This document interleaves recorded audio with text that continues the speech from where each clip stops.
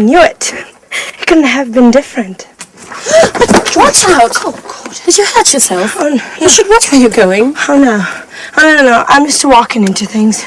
You know, I'm a bit absent-minded. When I was a kid, I was always falling over. I was always covered in bruises. But, oh, excuse me now. The first full moon of the summer.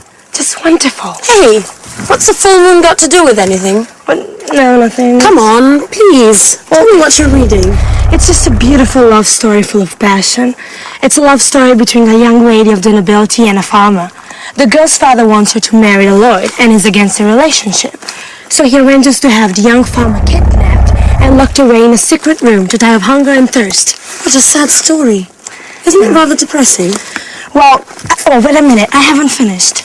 The kidnapping happened on the first full moon of the summer.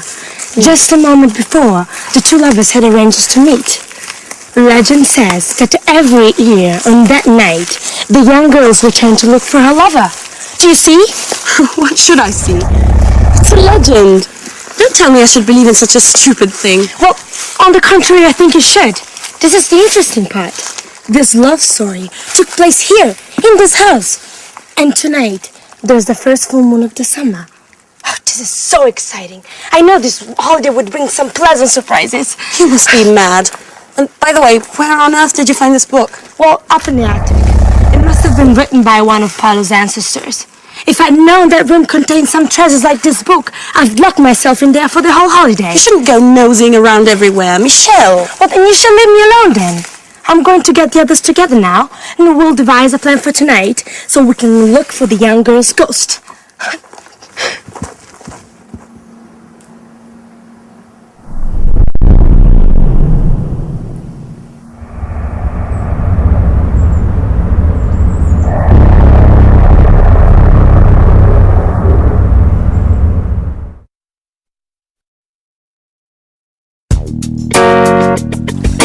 Hey, Sarah! Lick a flip!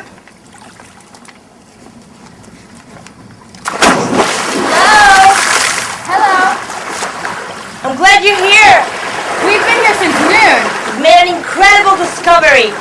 What's this about? Well, according to Michelle, this house is home to the spirit of a young girl.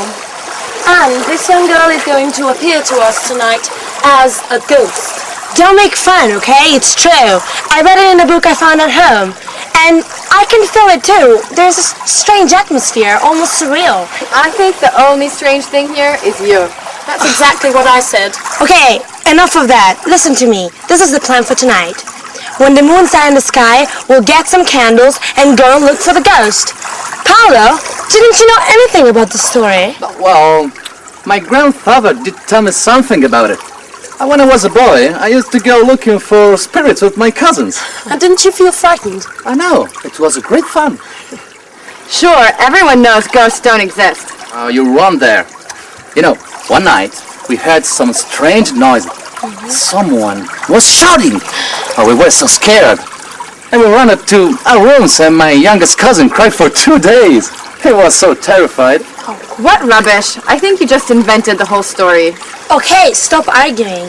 Paolo and I are going to look for the ghost tonight. Sandra, you coming with us? Well, I don't really believe in these things, but if you're both going, well, why not? It'll be a bit of change from the other evenings. And, by the way, I'm quite curious to find out whether this ghost really exists or not. Sarah, are you coming with us? Oh no, I don't believe in spirits, and I don't do such stupid things. I'll just stay in my room and read. Oh, come on, Sarah.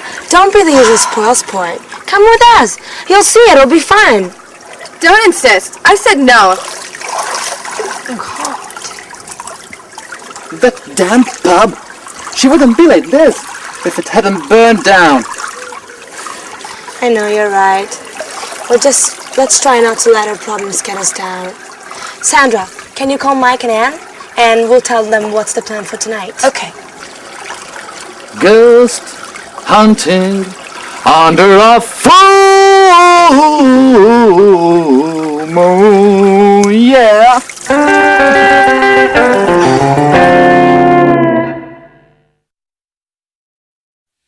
Hi everyone, and welcome back for another lesson. Now, as you've been watching our story, That's Life, you've probably noticed that there are different Englishes, different accents, like British English, American English, Australian English. Yeah, now you can often notice that from the accent. But we don't only notice the difference from the accent.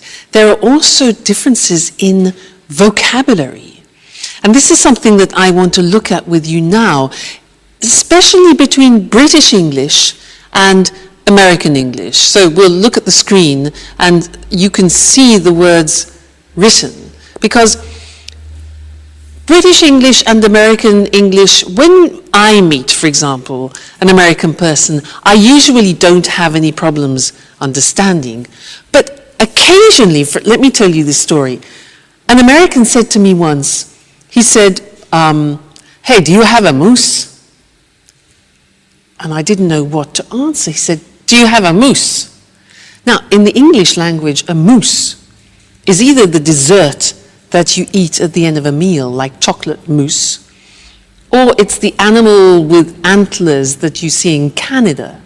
So none of those things were appropriate for the situation that we were in. So I had to say, sorry, what do you mean by moose? And for him, the moose was a mattress. You know, part of the bed that you sleep on, a moose was a mattress. So I was just flabbergasted. I could never have guessed that a moose was a mattress. So let me show you or introduce you, maybe you know some of these already, especially if you watch the cinema a lot. Some of the difference in terminologies and vocabulary between American and English, all right?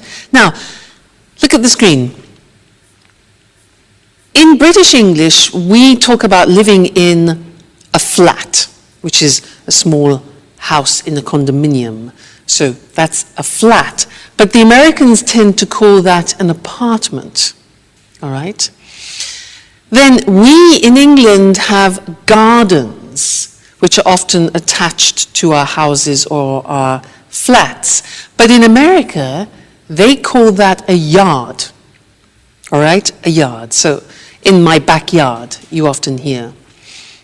Then when you have rubbish, in England we put the rubbish in a rubbish bin, but in America, rubbish is garbage. So they put their rubbish in a garbage can. So rubbish bin, garbage can. If I say in British English, I'm going to town, the Americans will say, I'm going downtown. I'm going downtown. In England, walking along the streets, the part beside the street itself, beside the road, is called a pavement. But in America, that is called a sidewalk. Pavement, sidewalk. We put our cars in a car park, but in America, they call a car park a parking lot. Okay, parking lot. We in Britain, we drive on motorways, whereas in America, you will hear the word freeway or highway or even superhighway.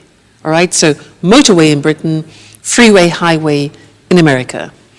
Then when all the roads come together, we call that in English a junction. But the Americans call it an intersection.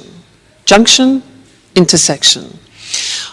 When we are traveling in our cars, we go and we buy petrol.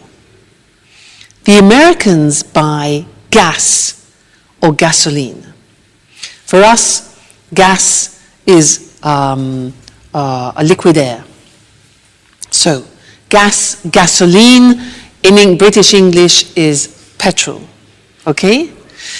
Then, in England, we go to the cinema. In America, they prefer often to use movies, go to the movies. Then, for example, if you go to a theatre and you want to go to the wardrobe, for example, and leave your coats, etc. Very often in America, that is called the closet. So wardrobe, closet. Then if you're in a restaurant, to begin with, we in England have a starter. The Americans have an appetizer. And this is very interesting. When you take potatoes and you fry them, and for example, you have it with steak, in English, those are called chips. The Americans use French fries. Now, in English, when you have a bag, for example, at a party, if you're having an aperitif, we often have nuts and what we call crisps. Now, crisps are very thin pieces of potato chopped up very finely and then cooked, usually in hot oil, and put in plastic bags. Now, we call those crisps, but the Americans call them potato chips. So it's very confusing. For us, chips is what you have with steak, and the crisps are the things that you have in the bag, all right? And one more thing, in Britain we talk about summer, winter, spring and autumn, but often in American English you will hear autumn referred to as fall. So those are just a few examples of the difference between British English and American English.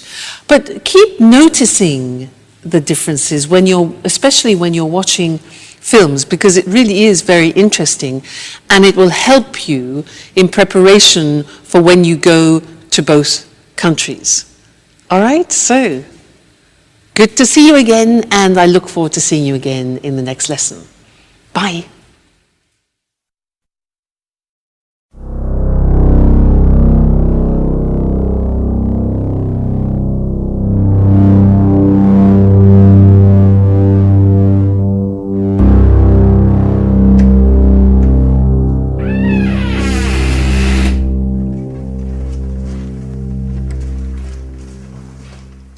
So, this is the abandoned wing? Yeah? Oh, I should never have got involved in this charade. I still can't believe you persuaded me to come along. Oh, come on, Anne. You'll have fun. You won't regret. Can anyone tell me exactly what it is we're looking for? Mike, do you ever listen when people talk to you? We're looking for the ghost of a young girl. Legend says that when the full moon's high in the sky, she returns here to look for her young lover. She walks up and down the secret spot where she used to meet him. And where is the secret spot? Well, we don't know, but Paula last year heard strange sounds coming from this house. We can start from here. Where here? How can we possibly if we can't see anything in the dark? Don't worry. I know this place very well. Okay, silent. Otherwise, we're not going to hear anything.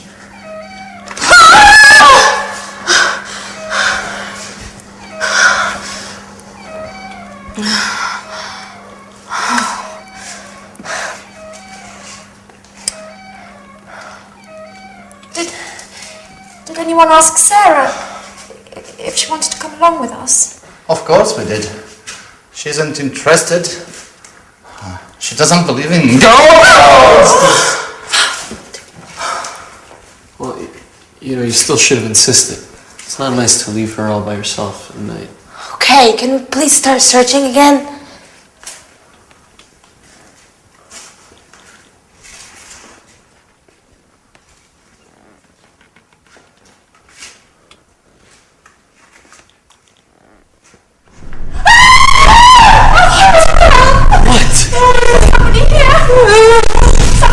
I don't see anything. Are you sure? Me on my shoulder. Yes, I'm sure. I'm sure they squeezed my shoulder.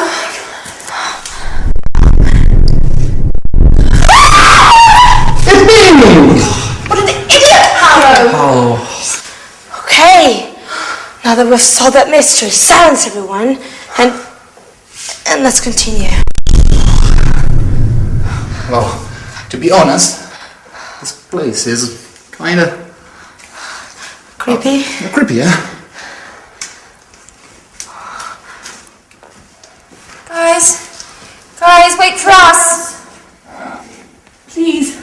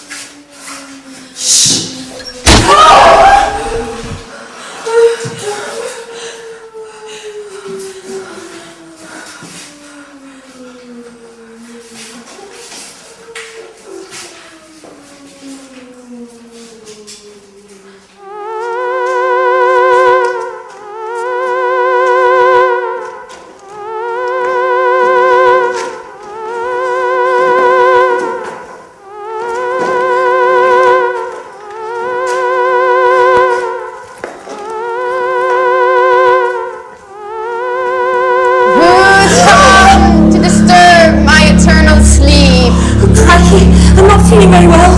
I think I'm going to faint. Shut up. Well, we read about you and we want to get to know you. I don't like intruders. Do you know what happens to the people who cross my path? What happens? A horrible death. You must choose between being burnt alive or being eaten by wolves. Oh my God. Listen, Miss Lady Ghost. I think there must be some misunderstanding here. We're all going to leave now and let you look for your lover in peace and quiet. Right, everyone? Don't move an inch. It's too late. Your fate has been decided. Oh, I beg you, please don't kill us. I didn't even want to come. They forced me to come with them. Be quiet! Now, all of you, close your eyes and put your hands up in the air. And now...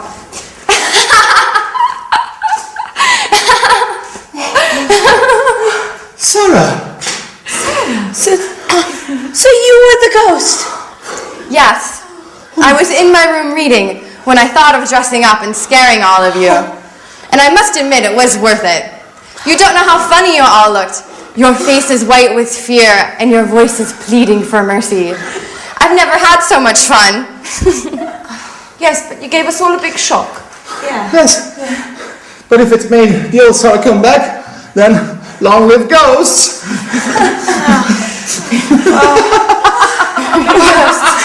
Yes.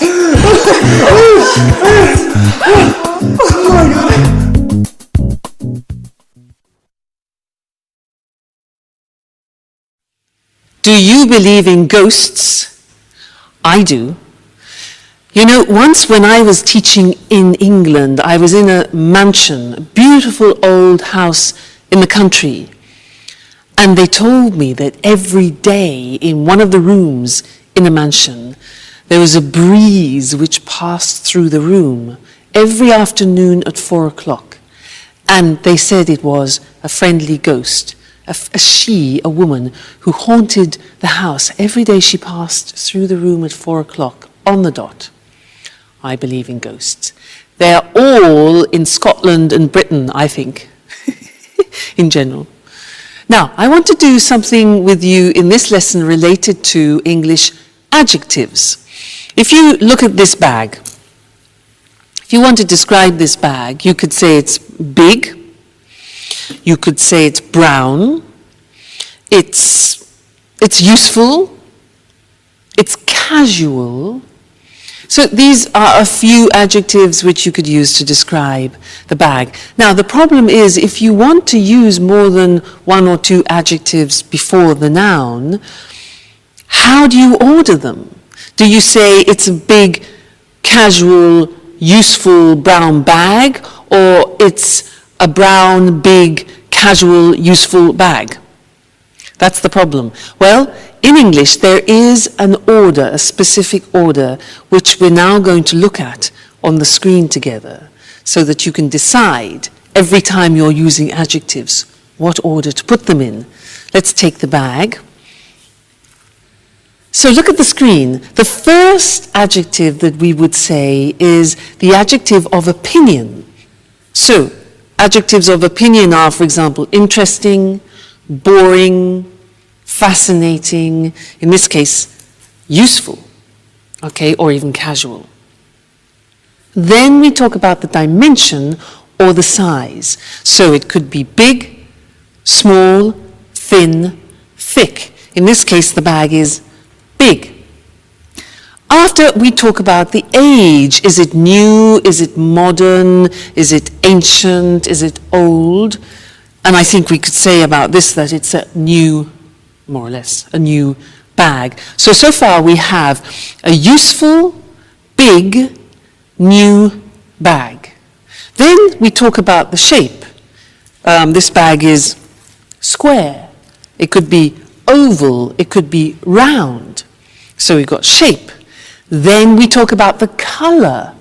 For example, pink, blue, light green, brown. After that, the origin. Is it French, English, American, Italian? Okay.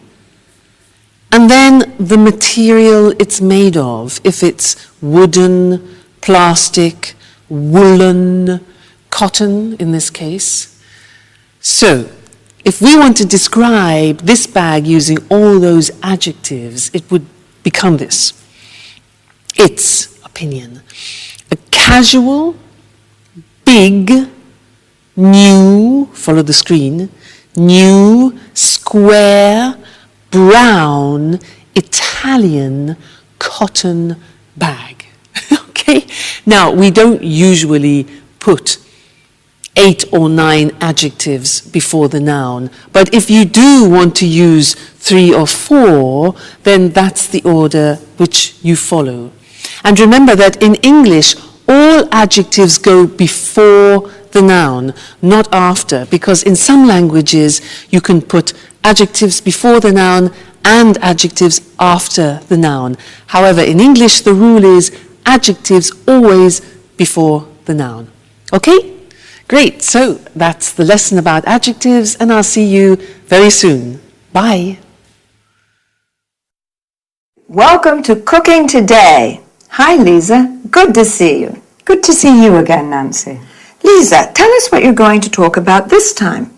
I've chosen a letter in particular. I've received so many. Here we are. It comes from Lynn.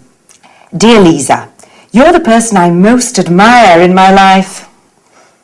Please help me. My husband has decided to invite his boss and wife for dinner, and I've no idea how to arrange a formal table setting. Husbands can be so insensitive. Well, dear Lynn, you don't need bone china, silverware, or crystal to set an attractive table. Where does one begin? I'd start with the table covering. The ideal tablecloth for a formal dinner is a damask one, or a cloth with delicate embroidery. Can it be placed over a bare table? You'd better place a protective padded cloth underneath. What do you think about placemats? They're acceptable for every occasion except formal dinners. And table runners, are they pretty? They are, and very trendy nowadays since they come in a wide range of colours. Now, tell us about napkins. They're usually sold as a coordinated set with tablecloths. She's not supposed to use paper napkins, I suppose. Oh, it's considered a bit crass. You can use paper napkins for picnics. Is a napkin ring necessary? Why not? In the past, each family member would have one, either of wood or engraved silver. Today, they're available in many materials and styles. Now, what about dinnerware? I think that a set of one-colour dishes would be very smart. Round plain plates, a side plate, and serving dishes are perfect. What about glassware? The best for formal dinners is a long-stemmed goblet of medium height. Lynn will need a wine glass, a water glass, and a flute for champagne. In cutlery, how do you arrange forks and knives? Forks are placed to the left of the plate. Spoons and knives to the right, with the blade facing the plate. At the top of the plate, you place dessert forks and spoons. Of course, carving forks and knives are necessary when serving roasts. I see. How do you feel about centerpieces? Well, a basket filled with fresh flowers would smarten the plainest of tables. You can also use candles. It's a real work of art. Yes, and a pretty setting makes food taste better. Thank you, Lisa, for this informative chat. It was a pleasure. Now, let's see which term Lisa used to talk about table setting. First of all, she said there are different kinds of table coverings. A tablecloth is what we use to cover the table with during meals. Placemats are individual settings for more informal meals. Table runners are long and narrow pieces of fabric which can hold several places. A centerpiece can be placed in the middle of the table, usually with fresh flowers as decoration. If you want to protect your table from stains or heat, you better place a protective padded cloth under the tablecloth. A napkin is what we use to wipe our mouths with while eating. Today, paper napkins are rather convenient, but don't use them when Lisa is invited. A napkin ring is a ring of different materials, fabric, wood, silver, which allows people to identify their personal napkin during family meals. Now, let's go to dinnerware or dinner service, also called crockery. All plates, side plates, or serving dishes used for meals. Glassware refers to glasses that can be wine glasses, water glasses, or flutes used to drink champagne. A stemmed goblet is a tall glass with a stem used in formal dinners. Cutlery, commonly referred to as silverware, refers to forks and spoons and knives. Serving forks and spoons are used to serve food from the serving dish. That's all for this time. See you again next week. It's the new frontier of retailing. It's revolutionized the way we do business, and it brings in customers from all over the world. Of course, I'm talking about e-commerce. I'm Eric Brown, and this is Let's Talk, the discussion program with our commentators, Tom and Marie. Good evening, everyone. Good evening. Well, what are your thoughts on e-commerce? Do you buy things online? Of course I do. I always book low-cost flights, and I also buy DVDs and books on the internet, as most people do. I shop online not only for the convenience, but also to pay the lowest price possible on any given item. I used to visit different websites to shop around for the lowest price, but now that automatic comparison shopping is possible, my browser automatically shows me the prices for the same DVD at different online stores on the web. I can easily compare prices and choose which one to buy. Marie, did you know that you're a typical online shopper? In fact, 52% of online shoppers buy books, 41% buy leisure and travel items, including holidays and flights, and 40% buy DVDs and CDs. Well, Eric, online shopping is very popular today. In the UK, for example, 48% of people regularly shop on the internet. Did you know that economists put the value of online shopping in the UK at £2.26 billion and that the e-retail market is growing by 32% a year? Actually, that doesn't surprise me. E-commerce is having a huge impact on the way we do business. It's increasing markets, improving efficiency and effectiveness, and is transforming business processes. Tom, why are you so quiet? What do you think about e-commerce? Well, to tell you the truth, I'm very skeptical about e-commerce for many reasons. Why exactly are you skeptical? Well, let's start with the issue of security. Credit card details can be stolen, and it's possible to order goods from bogus companies, ones that don't really exist. There are also lots of scams to trick people into handing over their login details for online banking, and then their accounts are emptied. So, according to you, buying things online is risky. Yes. Also, you can't be sure you'll get the goods you ordered, and if there's something wrong with them, who pays for the goods to be returned? You do. Tom, I agree with you, but up to a certain point. There are some problems with e-commerce, but these problems aren't stopping people from spending more and more online. At the same time, e-commerce has many advantages for business people. Could you explain some of these advantages, Marie? Well, it's cheaper for a retailer to set up a website than it is to rent a shop, fit it out, and pay someone to work there. Besides, a website has global reach, so customers can come from all over the world. Okay, an interesting discussion. But I'm afraid, yet again, we've run out of time. Once again, I'd like to thank our commentators. Thank you. Thank you. And goodbye to everyone. And see you again next week for another edition of Let's Talk. The topic today was e-commerce, electronic buying and selling. More specifically, we spoke about e-retailing and online shopping. Retailing is the selling of goods directly to consumers.